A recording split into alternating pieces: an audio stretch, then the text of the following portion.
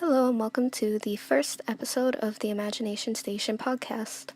This is going to be a podcast specifically about maladaptive daydreaming, what it is, paras, funny scenarios, and etc. But I wanted to dedicate the first episode of this to explain just what maladaptive daydreaming is, because obviously, if you don't know what it is, you will be very, very confused with any other episode.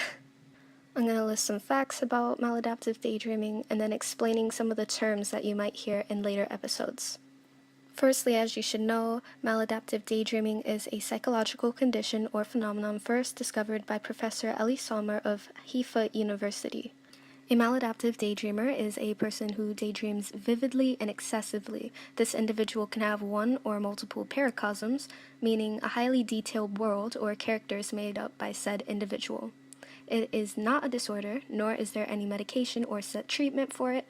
Excessive daydreamers can find it hard to concentrate or focus on daily tasks like school, work, and basic social interaction. Maladaptive daydreaming is a form of dissociative absorption, which is a tendency to become absorbed in imagination or external stimulus, like a movie or a book, pretty much to the point of obliviousness to the one surrounding and reduced self-awareness.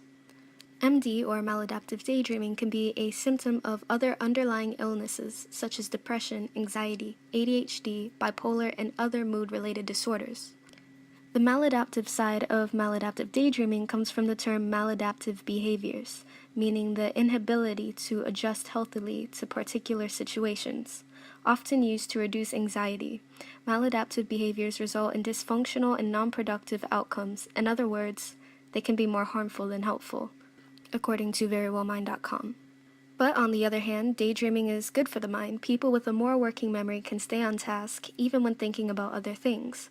If this happens often, you probably have a pretty capable and working memory, new research suggests. This mind wandering, it seems, can actually give your memory a workout, according to livescience.com.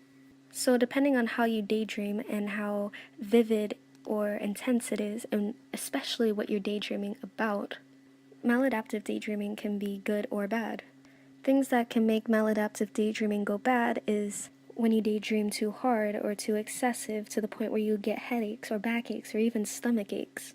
Also, what you daydream about is very important too. That's going to be for another episode, the dark side of maladaptive daydreaming. And if you're a maladaptive daydreamer, you probably know what I'm talking about.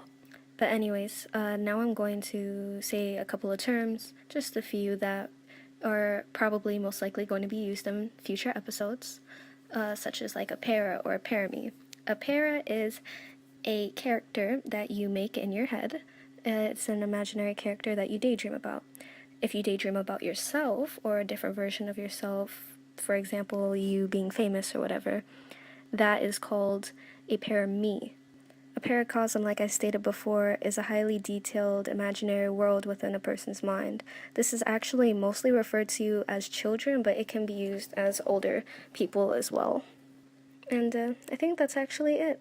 This episode is only going to be to explain a couple of things, and then the next episode will be more of an official one. I'll talk about my paras or something. I'll leave a poll on my Instagram right now. Thanks for tuning in. I hope this was informative for you, and I hope you enjoy the rest of the podcast. Bye.